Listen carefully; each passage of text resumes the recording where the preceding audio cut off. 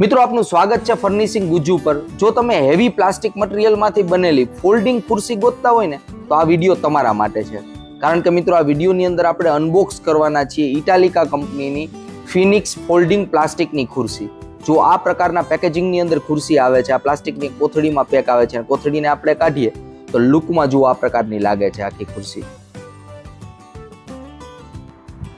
ખુરશીની ઉપર મિત્રો 2 વર્ષની વોરંટી વાળું એક સ્ટીકર આપેલું છે આ પ્રકારનું જુઓ, અને આ મેટ ફિનિશિંગની અંદર આવે છે અને સોલિડ પ્લાસ્ટિક છે।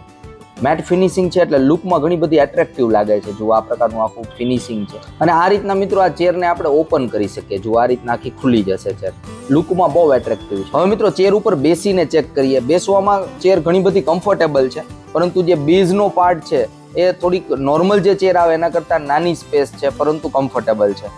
જ્યારે જરૂર ન હોય ચેરની ત્યારે આ રીતના મિત્રો તમે આને ફોલ્ડ કરી શકો। ફોલ્ડ કરો એટલે ઓલમોસ્ટ 2.5 ઇંચ જેવી જાડાઈ આની વધે, એટલે કે આરામથી તમે ઓછી જગ્યામાં પણ આને રાખી શકો। ઘરમાં કે ઓફિસમાં જગ્યા ઓછી હોય ને, અથવા કારમાં આને રાખવી હોય તો બેસ્ટ ઓપ્શન છે।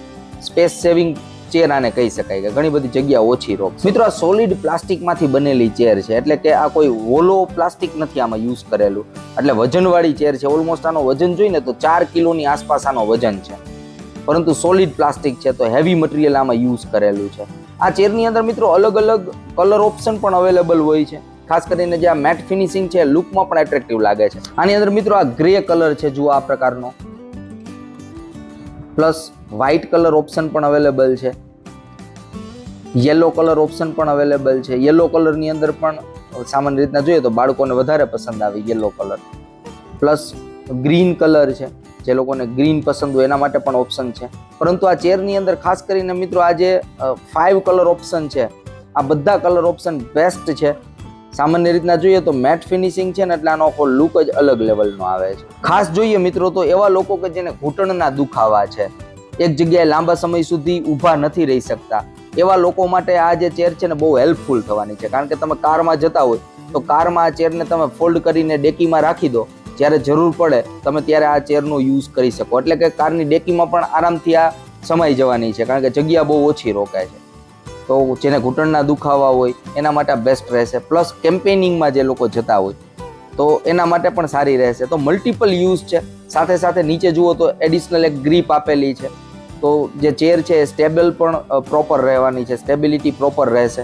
આની ઉપર તમે મૂવમેન્ટ કરો તો ઇઝીલી ચેર છે એ પોતાની જગ્યાએથી મૂવમેન્ટ નહીં કરે, એટલે પ્રોપર ગ્રીપ પણ આ ચેરમાં મળે છે। હવે મિત્રો આપણે આ ચેરની સાઇઝ જોઈ લઈએ। સૌથી પહેલાં આપણે આ સાઇઝ જોઈએ તો નિયર અબાઉટ 17.25 ઇંચની આસપાસ છે। આ છે ઓલમોસ્ટ 15 ઇંચ અને આ છે નિયર અબાઉટ 13 ઇંચ। અને બેક સાઈડની હાઇટ જોઈએ તો 15.5 ઇંચ જેવી છે, અને ટોટલ હાઇટ આની જોઈએ મિત્રો તો નિયર અબાઉટ 30 ઇંચ જેવી છે, એટલે પ્રોપર સાઇઝ પણ ચેરની જોવા મળે છે। અને આ આપણે થિકનેસ જોઈએ ફોલ્ડ કર્યા બાદ તો 2.5 ઇંચ જેવી થિકનેસ થાય છે, એટલે કે ઓછી જગ્યામાં આરામથી આ ચેર સમાઈ જવાની છે।